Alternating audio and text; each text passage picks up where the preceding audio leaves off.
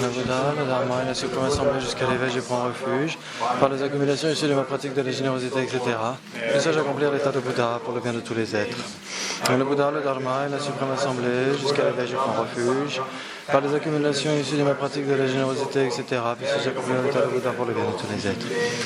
Le Bouddha, le Dharma et la suprême assemblée jusqu'à l'éveil, je prends refuge. Par les accumulations issues de ma pratique de la générosité, etc. Puisse-je accomplir l'état de Bouddha pour le bien de tous les êtres.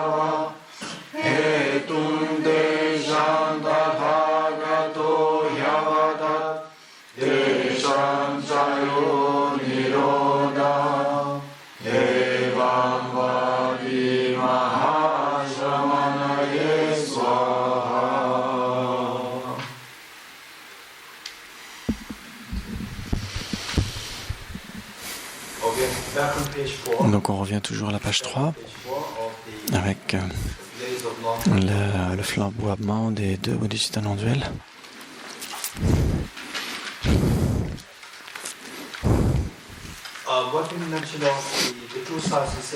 Et donc on avait vu qu'il y avait l'origine dépendante et la vacuité. L'une des deux faces est la projection indépendante, l'autre face est la vacuité. Et donc, l'origine dépendante, elle est trouvée par l'analyse dépendante, et le même objet qui est trouvé par l'analyse ultime, à ce moment-là, on va trouver aux yeux de l'analyse ultime, il n'y a ni cessation, ni production. Ce qu'on voit de manière extrêmement, si objectivement réelle, il n'y a rien de là qui soit réel, qui soit vrai. Si cela existait de manière objective, cela devrait être appréhendé par l'analyse ultime, cela devrait être vu par l'analyse ultime. La cessation, la production, tout cela cesse. De la même façon, l'annihilation et la permanence. L'annihilation, c'est quelque chose qui disparaît complètement. Par exemple, 2018, c'est terminé. Et la permanence, quelque chose qui durerait pour toujours. Notre esprit, le jeu, les particules, etc. La venue et l'aller, donc ça c'est pas de venue ni d'aller, ni de différence ni d'identité. Et donc ces 8 caractéristiques, cessation, production, annihilation, permanence, venue, aller, séparation et identité, ce sont les 8 caractéristiques, les voir comme existant de manière objective, non pas comme semblable au rêve, mais comme étant objectivement réel, engendre toutes les souillures mentales par rapport aux émotions négatives, etc. Alors que si vous êtes capable de sagement réaliser que si la façon dont cela engendre toutes ces afflictions, ces émotions négatives, etc., tout cela, si vous voyez que cela apparaît comme étant une projection de l'esprit et non pas le contraire, et que du point de vue de l'objet, au contraire, il n'y a rien du tout, que c'est vide. Aux yeux de l'analyse ultime, ces 8 caractéristiques n'existent pas. Vous allez voir, vous allez essayer de demeurer dans cette expérience de la vacuité où toutes ces caractéristiques se dissolvent. Et donc, c'est très important. Pas de séparation ni d'identité. Et je me prosterne devant le parfait Bouddha, celui qui a commencé à être le prince Siddhartha. Et progressivement, il a parcouru la voie, motivé par l'altruisme vis-à-vis des êtres, l'enseignant, le Sugata, le protecteur. Et donc, c'est comme cela que le prince Siddhartha a parcouru la voie et il a atteint l'éveil parfait. Le Bouddha parfait, le suprême parmi tous les orateurs, parmi tous les enseignants, qui enseigna cette paix auspicieuse. Et donc pour un physicien, pour les étudiants en physique, Albert Einstein serait l'enseignant parfait, suprême. Pour un peintre, pour un sculpteur, pour les étudiants de dans ce domaine, de la peinture, Michel-Ange, et serait le suprême. Et pour la musique, par exemple, Mozart, ce serait l'enseignant par excellence. Et qu'est-ce que nous on cherche? Est-ce qu'on cherche la musique, la peinture? On est en recherche de savoir comment on peint, comment on joue de la musique, ou comment étudier la physique. Qu'est-ce que vous recherchez? Qu'est-ce que vous cherchez? Le bonheur infini et l'intrépidité, c'est ça que l'on recherche. Et pour ces personnes qui recherchent le bonheur pas infini et l'intrépidité ou toutes les peurs, on voit que toutes les peurs sont là parce que quand est-ce que vous vous sentez le plus confortable? Quand vous êtes à la maison, ou vous avez votre mère, votre père qui sont extrêmement attentionnés, etc. Et donc, vous pouvez faire tout ce que vous voulez à n'importe quand. Et vous allez dans un autre endroit où, dans une autre place, un endroit où votre patron est un perfectionniste. N'essayez pas de travailler avec un perfectionniste. Si vous essayez de travailler avec un perfectionniste, vous allez en enfer. Si vous êtes perfectionniste, ça va, ça ira pour vous. Si vous n'êtes pas un perfectionniste, vous allez en enfer. Tout ce que vous allez faire, c'est qu'il y a quelque chose qui ne va pas. Vous faites de votre mieux, il y a quelque chose qui ne va pas. J'ai aussi un petit peu cette maladie. J'ai un petit peu cette maladie du perfectionnisme. Ma maison et au bureau, ce n'est pas la même chose. À la maison, je suis plutôt relax, mais au bureau, je veux que tout soit extrêmement précis. Et donc, il y avait un jour, je suis allé au bureau et la réceptionniste qui m'a salué, bonjour guichet là, j'ai tout regardé, je regardais tout ce qu'il y avait.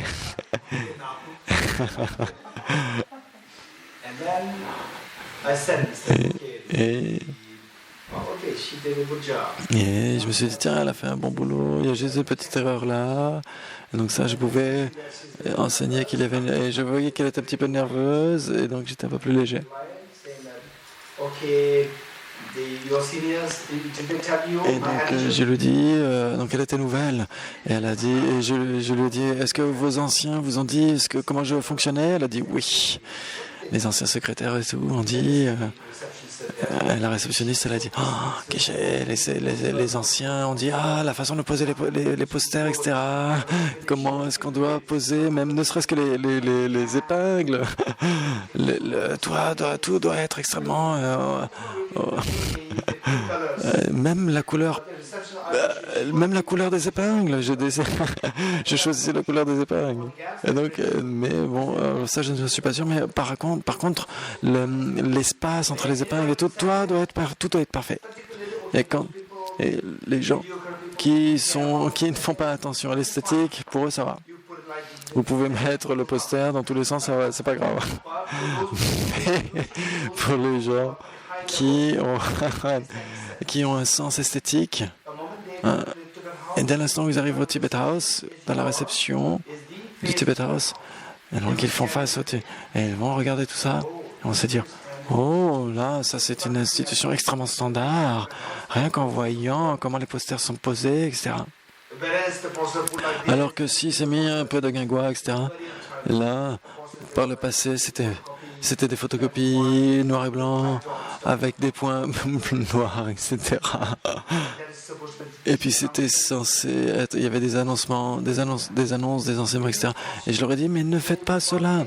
Si vous avez une page de noir et blanc avec une photocopie extrêmement mauvaise, très ancienne, et c'est sale, etc., production pas si c'est en couleur, ce sera un petit peu mieux, mais finalement, le Tibet House va donner l'impression au monde que c'est une institution standard pour sa sainteté le Dalai Lama, et le gouvernement indien soutient cela, et puis ceux qui regardent tout cela, tellement d'Indiens et d'Occidentaux qui viennent là et qui en bénéficient, et donc on doit maintenir un standard. Pourquoi je disais cela? Never work with the perfectionist. Mais pourquoi j'ai parlé de perfectionniste? Pourquoi c'est venu?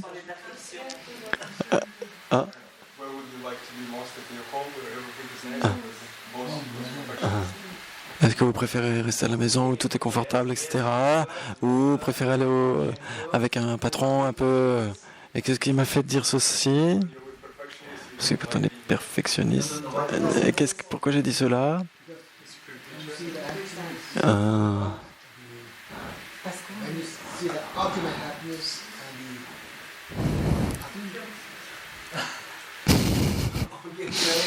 Marie, pourquoi j'ai dit cela? Pour l'absence de peur. L'absence de peur, oui, des peurs. Et donc, j'ai l'impression que j'ai des problèmes d'âge parce que je suis en train de perdre la mémoire. Et donc, j'ai fait à l'université monastique, on essaye, quand on débat, parfois on a des digressions et on est censé revenir au point principal. Et donc, parfois, normalement, les débats on doit avoir cette habitude. Donc là, le point, c'est que dans la famille, vous êtes avec vos parents, tout se passe bien, tout le monde est gentil, et donc il faut simplement vous relaxer. Et avec le patron, au boulot, il est très strict, il est perfectionniste. Et ce qui arrive, c'est que mentalement, vous vous sentez un petit peu... il y a une certaine rigidité qui est là. La rigidité, il n'y a aucune aise, vous n'êtes pas à l'aise. Le point ici, c'est que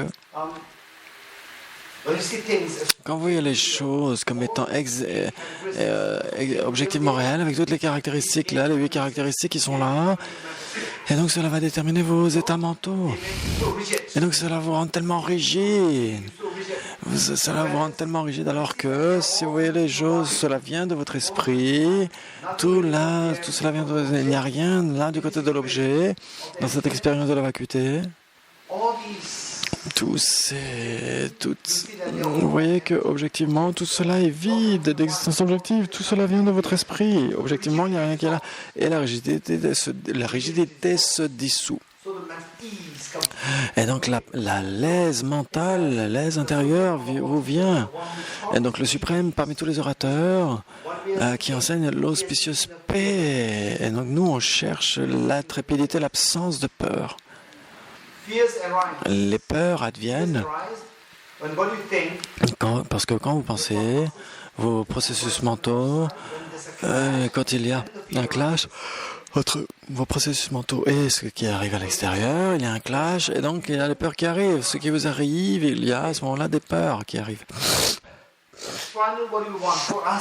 Donc, qu'est-ce que l'on veut pour nous? Qu'est-ce qu'on veut pour nous? Qui est le réel enseignant? C'est celui qui vous enseigne l'intrépidité, parce que nous, on recherche l'intrépidité, l'absence de peur. Par exemple, Michel-Ange, c'est le meilleur en peinture, et puis c'est le meilleur des experts pour son domaine. Et Einstein est le meilleur dans son domaine d'expertise. Mais nous, ce qu'on recherche, c'est le domaine d'expertise de l'absence de peur. Pour quelqu'un qui ne veut pas la peur, vous avez besoin de quelqu'un qui peut vous enseigner l'absence de peur. Et quel est cet enseignant de l'intrépidité? C'est quelqu'un qui lui-même peut nous enseigner que, quels que soient les facteurs externes qui adviennent à l'extérieur, vous n'avez pas besoin d'avoir de peur. Vous n'aurez aucune peur. C'est quelqu'un qui peut vous enseigner cela, qui peut vous enseigner et vous donner la confiance. C'est le meilleur des enseignants par rapport à ce domaine d'expertise que vous recherchez. Vous recherchez l'intrépidité, c'est le meilleur des enseignants pour cela. Et donc, il ne devrait pas y avoir d'exagération non plus. En psychologie, parfois, je ne parle pas de tous les psychologues, mais certains psychothérapeutes, parfois, ceux qui ne sont pas si experts, et parfois ils vont enseigner des choses qui ne sont pas nécessairement sensées. Et d'autres vont dire...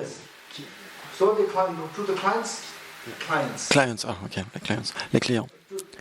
À certains clients, pour certains psychothérapeutes, ils vont dire que cela n'a aucun sens de dire ceci ou cela des clients. Par exemple, à mon bureau, il y avait un jeune qui avait 14, et avec ses parents, il avait 14 ans, et avec ses parents, donc il avait une certaine dépression.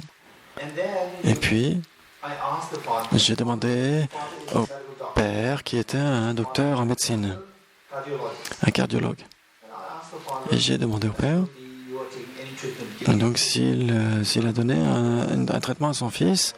Il a dit oui, et je l'ai envoyé voir un psychothérapeute, et je lui ai dit, mais qu'est-ce que lui a dit le psychothérapeute? Qu'est-ce qu'il fait?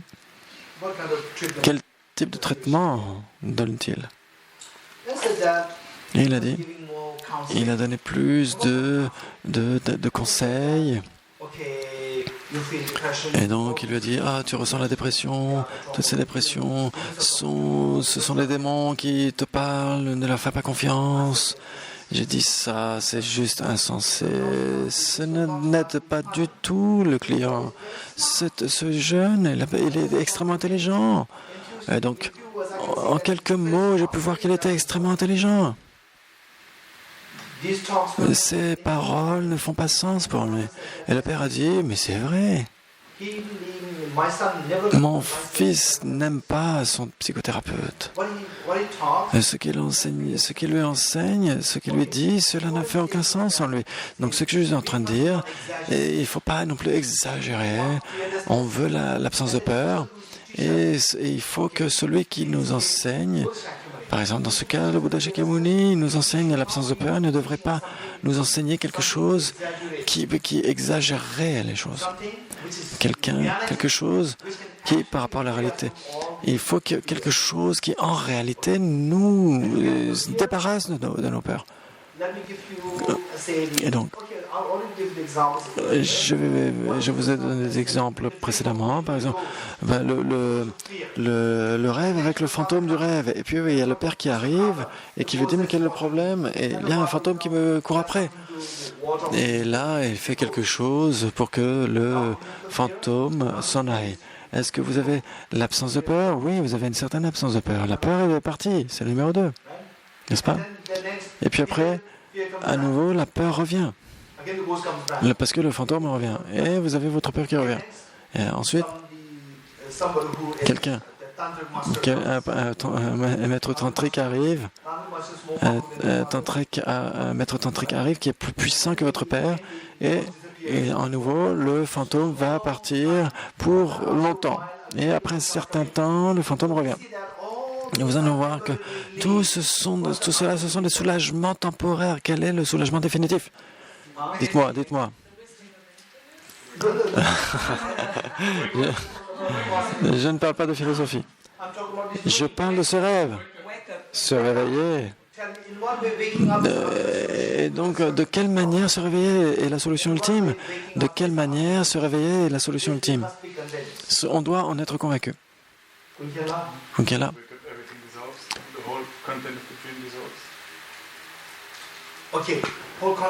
Tout le contenu du rêve se dissout.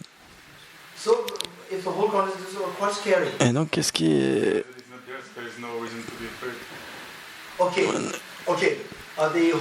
Et donc, tout le contenu du rêve se dissout, mais vous réalisez qu'il n'est pas là, et donc vous n'êtes plus apeuré du tout. Et Tachila. Et donc, quand le rêve disparaît, les peurs disparaissent parce que vous réalisez que c'est une illusion, que c'est un rêve. Et donc, il n'y a plus de peur quand vous êtes dans le rêve. Vous voyez l'existence objective. Et donc, c'est pourquoi les peurs surviennent.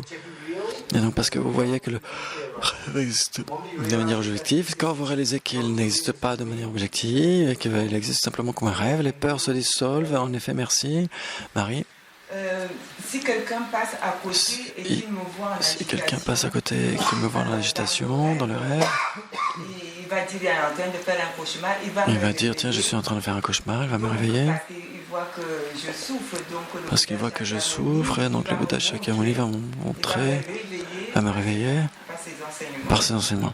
So if someone sees that I'm dreaming and that I'm in a nightmare, then he will try to wake me up. So that's exactly the case of the Buddha Shakyamuni, and so he wakes up. C'est le vrai réveil. This is the real awakening. Et donc, on se réveille. De quelle manière cela enlève le problème? Le Bouddha t'aide à te réveiller. Et maintenant que tu te réveilles, qu'est-ce qui fait que les peurs sont dissoutes? Cécile? Cécile? Quand on se réveille, on peut s'entraîner à transformer l'esprit avec les antidotes. Et donc on médite sur la vacuité, etc. C'est ce que tu dis? N'importe quel type d'antidote. On peut employer n'importe quel type d'antidote. Ma question est non pas par rapport à la vacuité bodhisattva, etc. Ce n'est pas de cela que je parle. Je parle de quelque chose de très simple. Essayez d'écouter la question. La question devrait être très claire. La question, et je vous ai donné 4 situations. La première, c'est que vous êtes en train de rêver, vous rêvez d'un fantôme qui vous court, après vous avez beaucoup peur. Le numéro 2, c'est quoi? C'est que votre père arrive et il enlève le fantôme. Donc vous êtes soulagé. Et donc vos peurs sont parties. 3.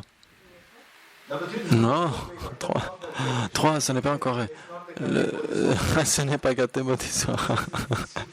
Cécile, elle pense que c'est gâté Bodhisattva. Il y a gâté avant. Ensuite, c'est que the ghost comes again. Le fantôme revient. Et donc, il y a un maître tantrique très puissant qui arrive et qui éloigne le fantôme. Et donc, vous vous sentez encore plus soulagé. Donc, ce n'est pas le père, c'est un maître tantrique, un très grand maître. Écoute. Ensuite, on se réveille. Et donc, finalement, votre boulot, c'est que vous ne voulez pas les peurs de ce fantôme de rêve, dans le rêve. Et donc, vous avez traité les choses de 3 façons différentes. Vous aviez le fantôme, ensuite votre père, et puis ensuite le maître tantrique, et vous vous réveillez. Laquelle est la solution finale? Le premier, le deuxième, le 3 ou le 4? Le dernier, comment? Parce que vous voyez les choses comme n'étant pas réelles. Vous voyez que les choses ne sont pas réelles. Quand vous voyez que les choses ne sont pas réelles, de quelle manière cela vous aide? La question est correcte, mais maintenant ma question c'est, quand vous voyez que les choses ne sont pas réelles, de quelle manière cela vous aide à vous débarrasser de vos rêves, de vos peurs? Parce que vous n'êtes plus sous le contrôle, vous n'êtes plus affecté par le contenu du rêve. Comment? Parce que le rêve vient de mon esprit. Et donc, vous étiez en train de rêver, ou votre rêve aussi venait de votre esprit. Martine? Parce que vous savez que le fantôme ne peut plus vous blesser. Comment? Parce qu'il n'est pas là. Parce que vous savez qu'il vient de votre esprit. Ce n'est pas simplement... Voilà, il n'est pas réel. Amina?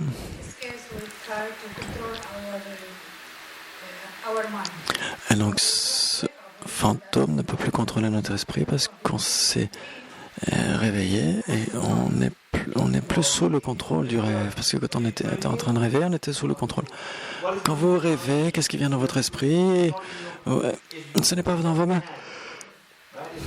Vous n'avez pas le contrôle, ce n'est pas dans vos mains quand vous vous réveillez. Tout ce qui était venu dans le rêve, c'est terminé, c'est dans vos mains maintenant. Très bien, maintenant Charles. J'adore la chanson des Beatles. You say hello, I say goodbye. C'est-à-dire quand le fantôme vient, vous dites oh bye bye. Dès qu'il vient, vous dites bye bye. Ok. Donc c'est une chanson des Beatles qui dit que tu dis bonjour, je dis au revoir. Et donc le fantôme dans le rêve vient, et il dit bonjour et toi tu dis au revoir. Si vous avez le pouvoir de dire au revoir, si vous avez le pouvoir de dire au revoir de manière définitive, pour de bon, à ce moment-là, le fantôme partira pour de bon. Est-ce que c'est meilleur ou est-ce que c'est se réveiller qui est le meilleur? Et ça, c'est un point extrêmement important que fait Charles, c'est que si dans le rêve, vous avez le pouvoir de dire au revoir, de vous débarrasser des fantômes pour toujours, et au revoir, va-t'en, va-t'en. Et donc le fantôme dit oui, monsieur, et il s'en va. Pour de bon. C'est meilleur, c'est mieux, et donc en effet, vos peurs sont dissoutes, il n'y a plus de peur. Ou est-ce qu'il vaut mieux se réveiller? Est-ce que c'est ça qui est mieux? C'est ma question. Qui peut me donner la bonne réponse? Qui? Virginie? Si on a le pouvoir de dire au revoir au fantôme, donc on n'a plus peur du fantôme, mais on peut avoir peur d'autre chose. Alors question, si on se réveille, on sait que toutes ces choses, le fantôme et les autres choses, viennent de notre esprit, on n'a aucune raison d'avoir peur. So if we can say bye-bye to the ghosts, still we could have some fear from anything else in the dream. But if we wake up, then that's finished. We know that it was just a dream. Est-ce que vous avez suivi ce qu'a dit Virginie? Donc, essayez d'écouter les réponses des autres. Et donc, ce qu'a dit Virginie, donc, en effet, c'est que si vous dites au revoir au fantôme, quelque chose d'autre pourrait arriver dans le rêve. Ça, c'est un problème. Et donc, se réveiller, par contre, c'est mieux.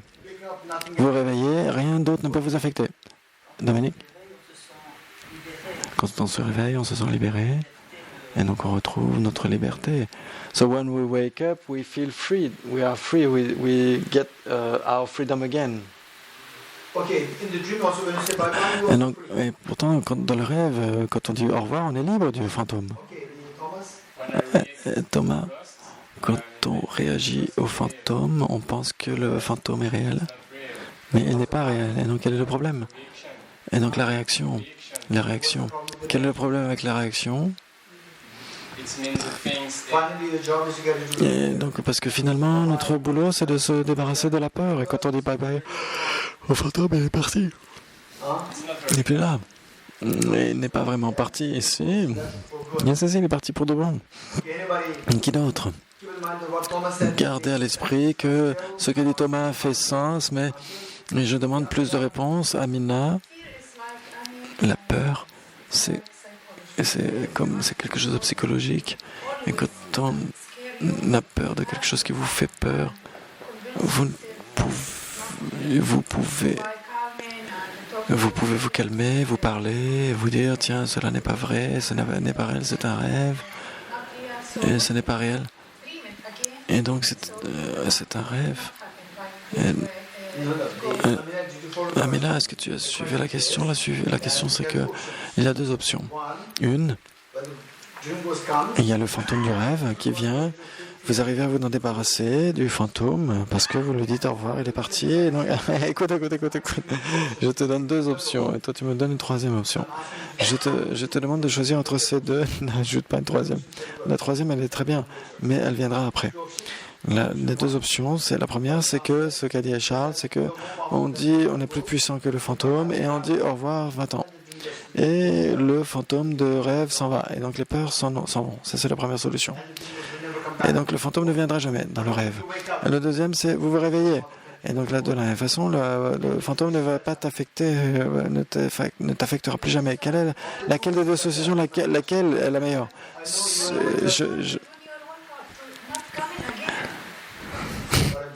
Donc ce que je dis, tu as une troisième option, d'accord, ça je le sais, mais des deux solutions, laquelle est meilleure?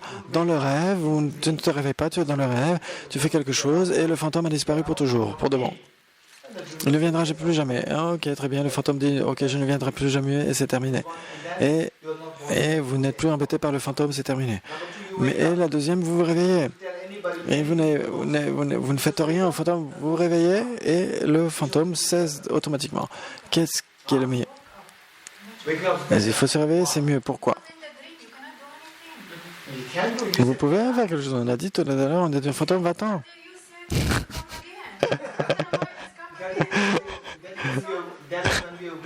Et donc, il revient, le fantôme, si on est faible. Maintenant, la première option, elle est partie. La seconde option, c'est vous êtes plus fort que le fantôme et il s'en va. Qui basse? Alors, quand on est dans le rêve, la peur dépend du fantôme, n'est-ce pas? Et quand on se réveille, on peut toujours penser au fantôme, mais la peur, même si vous vous souvenez du fantôme, vous n'aurez pas peur, parce que vous saviez très bien que c'était une peur qui était fausse. Donc, si vous êtes dans le rêve, votre peur dépend du fantôme.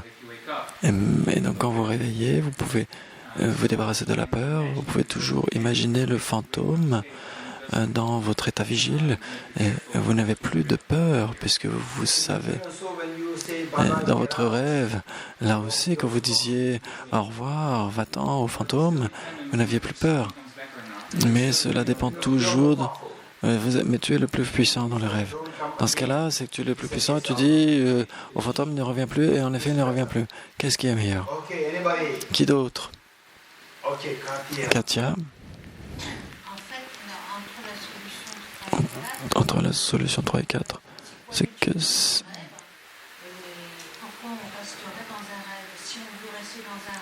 si on veut rester dans un rêve, même si le fantôme ne nous fait plus peur, autre chose peut nous faire peur. Et donc il faut savoir que le rêve n'a aucune utilité par rapport à la réalité. Et la notion de l'état vigile. Similarly, if we can get rid of the ghost, still something else could come in a dream, and between the dream and the waking state is better because the dream has it's an illusion. There's something which is not in accordance with reality. Donc le rêve est une illusion. Mais quel est le problème? Dès l'instant qu'on n'a plus peur, quel est le problème? Où est le problème? Quel est le problème? S'il y a un problème, what is the usefulness of the illusion? Que ce soit utile ou pas, ça n'a aucun intérêt. C'est ce qu'on veut. Notre but, c'est l'absence de peur et le bonheur infini. Et donc, dès l'instant où on a l'absence de peur, que le rêve soit là ou pas, il n'y a plus de peur. Et donc, peut-être qu'on pourrait, dans le rêve, quelque chose d'autre pourrait venir d'une certaine manière. Donc, imaginons qu'il n'y a plus du tout de négativité dans le rêve. Ça irait. Quel est le problème? La nature du rêve, c'est que, d'une manière ou d'une autre, Les choses négatives viendraient. Non, ce n'est pas vrai, ce n'est pas nécessaire. Jeanne, dans le rêve, je suis toujours dépendante des facteurs externes. Et donc, que ce soit dans la peur ou dans le soulagement, je suis toujours dépendante des facteurs externes. Quand je me réveille, je comprends que cela ne sont des illusions. Et que je n'ai plus besoin des facteurs externes pour me sentir bien. So in the dream, we are still dependent on external factors to be happy or relieved or afraid. When we are awake, we don't depend anymore on external factors in order to feel well, to feel good. Okay, that's smart. Donc ça, c'est intelligent. This is natural. So when the ghost Mais ça, c'est pas grave, le fantôme est parti. Le fantôme est parti. Donc l'isola du fantôme est parti. Et donc tes peurs sont parties. Je ne suis toujours pas libre. Comment? Parce que... Et donc quel est facteur externe?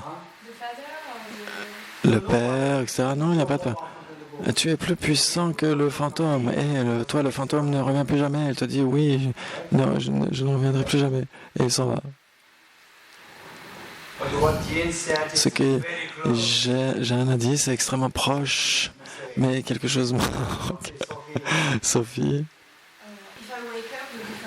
si je me réveille, et il n'y a plus d'obstacle dans mes rêves, si je me réveille complètement, et je sais que c'est un rêve et je peux aider les autres à se réveiller aussi. Ça, c'est quelque chose qu'on a dit, c'est quelque chose qu'on ajoute. Il y a l'intrépidité et aider les autres. Là, je parle de l'intrépidité, l'absence de peur. Virginie, dans le rêve, je ne contrôle pas. Et quand je me réveille, je peux contrôler tout. Comment? En voyant les choses comme étant vides. Dans le rêve, quel est le problème? Dans le rêve, je ne contrôle pas. Comment? Dans le rêve, vous contrôlez en disant au fantôme ne revient plus jamais.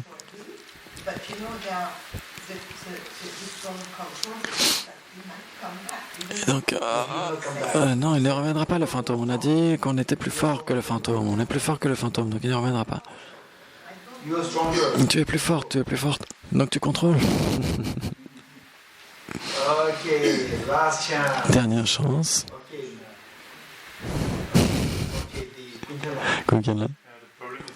Le problème, c'est qu'on ne reconnaît pas le rêve comme étant un rêve. Et donc, quel est le problème? Quel est le problème? Ça va? Parce qu'on n'a pas, dès l'instant où on n'a plus peur. Marie? Le problème, c'est que je peux, la nuit prochaine, je peux à nouveau m'endormir et que le rêve revienne. Donc, mon problème n'est pas résolu.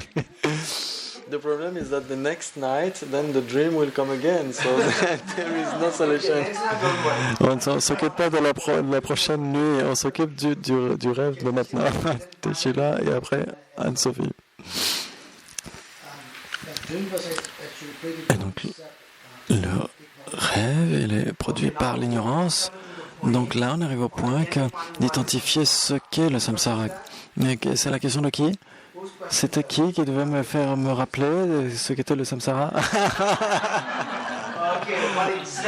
Qu'est-ce que le samsara? Comment est-ce qu'il arrive? Qu'est-ce exactement est le samsara? Comment advient le nirvana? Comment le renoncement arrive? Ce sont les seuls points, vous comprenez? Donc maintenant, on est prêt, à un point près, on est... Donc l'ignorance qui saisit un soi, on n'a pas la liberté.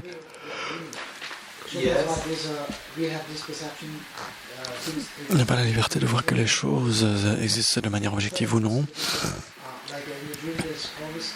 Alors que le rêve, que ce soit quelque chose d'agréable ou désagréable, dans le rêve, donc quel est le problème avec le rêve où on est le plus fort, on est le plus fort que le fantôme, on le dit, il ne revient plus jamais, et le fantôme dit ok, je ne reviendrai plus jamais, et vous n'êtes plus jamais embêté par le fantôme. Quel est le problème? The first one is suffering of suffering. Et donc il y a la souffrance de la souffrance. Ça, ok, il n'y a plus la souffrance du de la souffrance, puis la souffrance du changement. Donc maintenant, donc ça c'est la question de la souffrance inhérente au conditionné. Donc Charles a dit oui, mais le fantôme, on a dit au fantôme ne revient plus jamais. Et donc il a dit ok, Charles, je ne reviendrai plus jamais. Et donc Charles ne souffre plus des deux types de souffrance grossières. Il souffre toujours de la souffrance inhérente au conditionné. Pourquoi? Comment? Et donc, quel est le problème avec le rêve? Sophie? Dans ce rêve, on croit qu'on existe aussi de manière intrinsèque, on croit que les choses existent de manière intrinsèque, et donc on est complètement illusionné sur les deux. Et c'est ça le problème. Et c'est la base pour ensuite avoir toutes les perturbations. So in the dream, even if we are relieved or not, we still believe that things exist objectively. So there is always the ground for the afflictions to come again. Things and I. Things and me. We still believe that both exist inherently. So still there is a ground for the afflictions to come again. How? Comment? Pourquoi?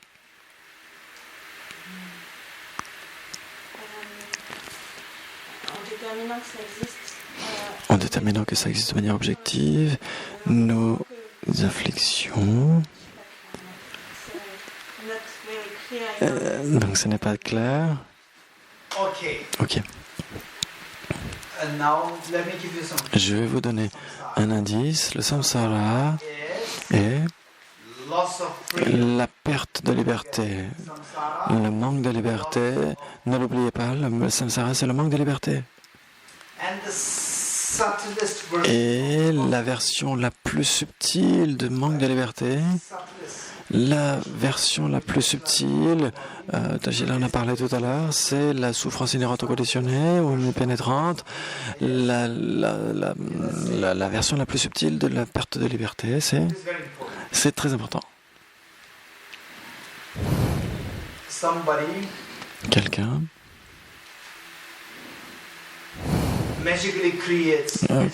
crée magiquement une fleur magnifique en face de moi. Il produit il n'y a pas de fleur là. Mais quelqu'un, un magicien, arrive à la manifester de manière, arrive à me tromper. Et donc, qu'est-ce qu'il arrive à mes yeux? Mes yeux vont aller voir cela. Oh, une magnifique fleur ici. Bien que je n'aime pas les fleurs, c'est une fleur qui est là. Je n'aime pas les fleurs, je ne hais pas les fleurs, mais il n'y a pas aversion et répulsion et attraction. Mais le magicien a créé la fleur. Je me dis, tiens, il y a une fleur là. Vous comprenez? Votre esprit est englué dans l'objet. Votre esprit est englué dans l'objet, alors qu'il n'y a pas d'objet qui est là. Donc, s'il n'y avait pas cet objet créé magiquement, mon esprit serait détendu. Mais s'il n'y avait pas cet objet créé de manière magique, mon esprit serait relaxé, serait détendu. Mais là, il dépense toute son énergie dans le fait d'être absorbé dans cette fleur magique. Et donc, même s'il n'y a ni attraction ni répulsion, c'est la perte de liberté. C'est la version la plus subtile de la perte de liberté. Et donc, dans l'analyse ultime, qu'est-ce qu'il arrive? Dans l'analyse ultime finale, vous verrez que tout se dissout dans cette analyse ultime. Il n'y a rien qui demeure ici. Il n'y a rien qui demeure ici. Et donc, il n'y a rien qui se manifeste. Là, cela s'arrête quand vous... précédemment, vous disiez « Ah, il y a quelque chose qui est là ». Et en fait, après, vous voyez « Mais non, ce n'est pas là ». Et donc, vous êtes totalement détendu. Il y a un état d'épanouissement, d'élargissement, de liberté de votre esprit. C'est comme si vous étiez une jeune fille ou un jeune garçon extrêmement, vous êtes extrêmement mal élevé, etc. Et puis vous êtes à la maison et vous vous laissez tomber, vous vous laissez aller, etc. Et puis, l'un de vos enseignants arrive, quelqu'un à l'extérieur arrive, de l'extérieur, ou c'est un invité, et là, vous ne vous sentez pas libre. C'est un arrivé, quelqu'un, vous vous sentez un petit peu plus rigide, une certaine congestion, parce que quelqu'un d'étranger arrive, etc., vous faites attention. Et donc, la conjection, c'est que vous n'avez pas la liberté, vous ne vous laissez plus aller comme ça, tranquille, à la maison. C'est qu'il y a une certaine conjection. Vous préférez la liberté ou la conjection? La conjection, c'est une perte de liberté. Et donc, quelle est la version la plus subtile de la conjection? C'est que votre esprit ne se sent pas à l'aise. Dès l'instant où vous voyez qu'il y a un objet qui est là, votre esprit est... C'est quoi ça? Vous dites, tiens, c'est quoi? Vous êtes piégé par l'objet. Et donc, de manière positive, négative, neutre, cela n'a aucune importance. Positif, négatif ou neutre, cela n'a aucune importance, vous êtes piégé par l'objet. Dès l'instant où vous êtes piégé, votre esprit ne peut plus aller ailleurs. Votre esprit n'a plus la liberté d'être relaxé, détendu. C'est la version la plus subtile de manque de liberté.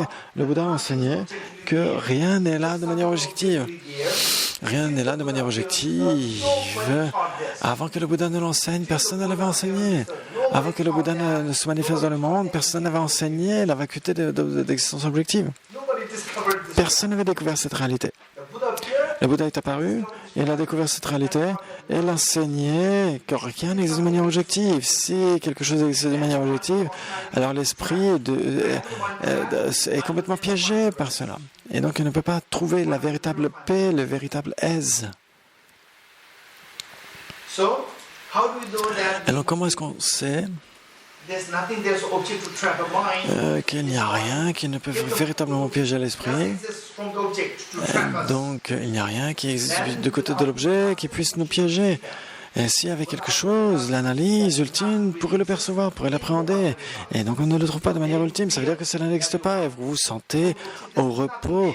Vous savez qu'il n'y a rien là, de son propre côté, qui est capable de vous attirer, de vous rebuter, etc. Et donc, cette paix vous arrive uniquement quand vous expérimentez la vacuité, quand vous avez passé au crible de l'analyse ultime, tout cela. Il n'y a rien là qui existe de son propre côté qui puisse vous attirer, vous repousser ou vous piéger. Il y a toutes les perturbations mentales, tout cela se dissout. Cela transcende, cette expérience de la vacuité transcende la tristesse mentale, les peines mentales. Cela transcende toutes les peurs. Vous avez obtenu l'intrépidité. Maintenant, l'intrépidité, l'absence de peur, c'est ce qu'on appelle le nirvana. Le nirvana. Qu'est-ce que le nirvana et l'absence de peur, l'intrépidité? Qu'est-ce que cette absence de peur exactement? C'est quand vous expérimentez la vacuité de manière non-duelle, c'est là où toutes les peurs se dissolvent. Toute votre agitation, vos peines, etc. se dissolvent. C'est l'état au-delà de la peur. Cette expérience de la vacuité, toutes les agitations se dissolvent, c'est le nirvana. C'est la paix totale, l'absence de peur. Mais on ne peut pas y rester pour de bon. Gâté, paragate, vous pouvez avoir cette expérience. Mais encore, vous devez revenir. Et donc, vous avez encore les attractions et les répulsions qui reviennent. Et ça veut dire qu'on ne peut pas, notre esprit n'a pas la capacité de demeurer dans cette expérience pour longtemps. Alors, qu'est-ce qu'on devrait faire? On devrait apprendre comment on peut demeurer dans cette expérience pour longtemps. Alors, quand on a atteint l'état d'Arat, quand la saisie du soi est éradiquée pour toujours, pour une période de temps allongée, cette expérience du nirvana, la saisie du soi, elle est éradiquée totalement. Vous avez la confiance de demeurer dans cette expérience de la vacuité où toutes les agitations sont terminées pour toujours. Vous avez cette confiance. Et donc, si nous n'avons pas cette expérience, après avoir étudié, donc cette expérience extrêmement précieuse, quand vous voyez, puissais-je atteindre cet état? Puissais-je atteindre cet état? Cette aspiration à obtenir cet état, c'est ce qu'on appelle le renoncement. La compréhension finale du renoncement, c'est vouloir aspirer à réaliser cette vacuité où toutes les agitations mentales et toutes les peines se sont dissoutes. C'est la compréhension finale du renoncement. Comprendre le renoncement nécessite plusieurs compréhensions, plusieurs strates. Et c'est comment donc se débarrasser de toutes les souffrances, c'est assez grossier. Ensuite, renoncer à la saisie du soi, les causes de ces souffrances, renoncer à aux causes de cette souffrance, c'est assez grossier encore, c'est très grossier. Et le plus subtil, c'est d'obtenir cet état de la vacuité, c'est l'expérience de la vacuité où toutes les peines se sont dissoutes, toutes les peurs se sont dissoutes. Où la peur se dissout, ça veut dire quoi? Ça veut dire que vous devenez sans peur. Aspirer à cet état, aspirer à cette expérience de la vacuité où toutes les peines se sont dissoutes, c'est la compréhension finale, la compréhension la plus raffinée de ce que veut dire le renoncement. Sur cette base, nous comprenons ce qu'est exactement le samsara et ce qu'est exactement le sens le plus subtil du renoncement. Et donc, qu'est-ce qu'est exactement, je vais le répéter, qu'est-ce qu'est exactement le samsara? C'est la perte de liberté en général. La version la plus subtile de samsara, c'est où votre esprit est piégé par la saisie ignorante. Votre esprit est piégé par l'ignorance qui saisit un soi. On projette quelque chose et vous n'êtes pas conscient que votre esprit projette cela. Et vous dites, mais il y a quelque chose qui est là. Positif, négatif, neutre, cela n'a aucune importance. Dès l'instant, vous dites, il y a là quelque chose du côté de l'objet. Vous êtes piégé. Votre esprit est piégé. Dès l'instant où vous êtes piégé, vous avez perdu votre liberté. C'est la compréhension la plus subtile de ce qu'est le samsara. C'est la perte de liberté. Et donc, cette perte de liberté peut aller du plus grossier jusqu'au plus subtil. Par exemple, la prison. Vous êtes en prison, c'est la compréhension la plus grossière du manque de liberté. Ensuite, il y a différentes versions de nuances, de subtilité et de manque de liberté. Depuis de cette manque de liberté. Ensuite, le samsara, on l'a vu. Maintenant, le nirvana, qu'est-ce que le nirvana exactement? C'est l'expérience de la vacuité. L'expérience de la vacuité où tout... On va le dire autrement. C'est une expérience extrêmement stable de la vacuité et stable de la vacuité où une expérience extrêmement stable et une expérience non duelle. Une expérience très stable, non duelle, de la vacuité, où toutes vos agitations et vos peines, etc., vos perturbations sont dissoutes. C'est une expérience non duelle, très stable de la vacuité, où toutes vos agitations mentales et vos peines se sont dissoutes. C'est la version la plus subtile de l'expérience du nirvana.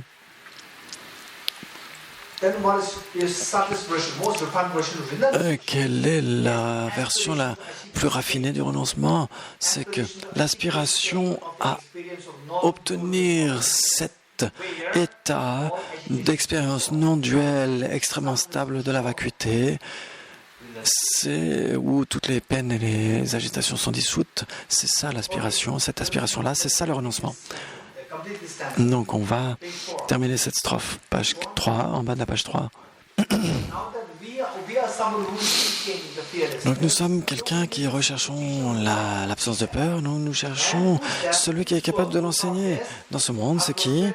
Je me prosterne devant le parfait Bouddha, le suprême prince de tous les orateurs. Il y a tellement d'enseignants, tellement d'orateurs, tellement d'enseignants qui enseignent comment se débarrasser des peurs.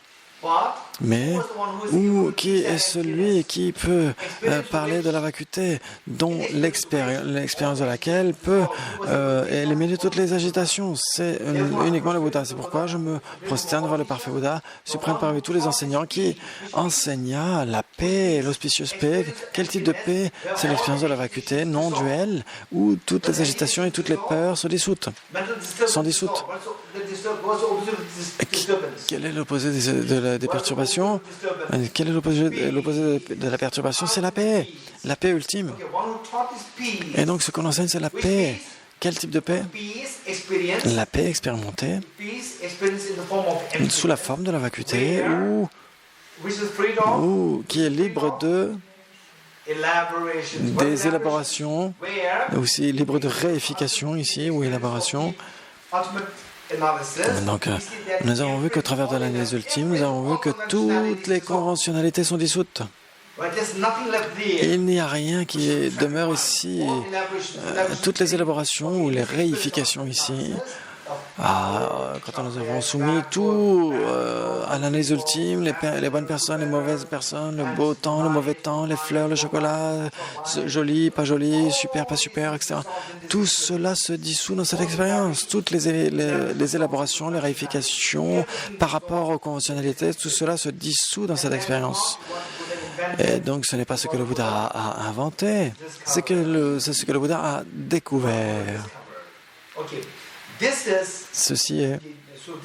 Cette strophe est si précieuse, elle vous dit exactement ce qu'est le Dharma. Le Dharma, c'est quoi? Pourquoi est-ce qu'on a besoin du Dharma? On a besoin de quelque chose pour se débarrasser de toutes nos peurs. Et donc, c'est le Dharma. Le Dharma, c'est ce qui nous permet cela. C'est l'expérience de la vacuité. L'expérience de la vacuité, une expérience non duelle et stable de la vacuité, où toutes les turbulences, les agitations mentales, les perturbations sont dissoutes. Et qui enseigne cela? Uniquement le Bouddha enseigne cela. Et donc c'est pourquoi c'est le suprême parmi tous les enseignants. On va s'arrêter ici.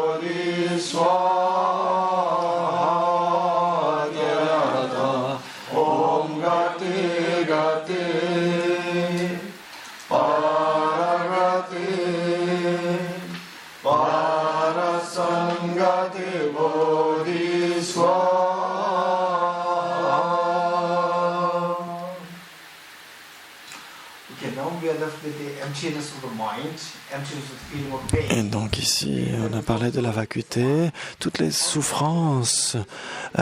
On verra ensuite comment se débarrasser, comment méditer sur la vacuité de l'esprit pour se débarrasser des souffrances. On verra ça demain matin. Et puis cet après-midi, on verra Bodhicitta.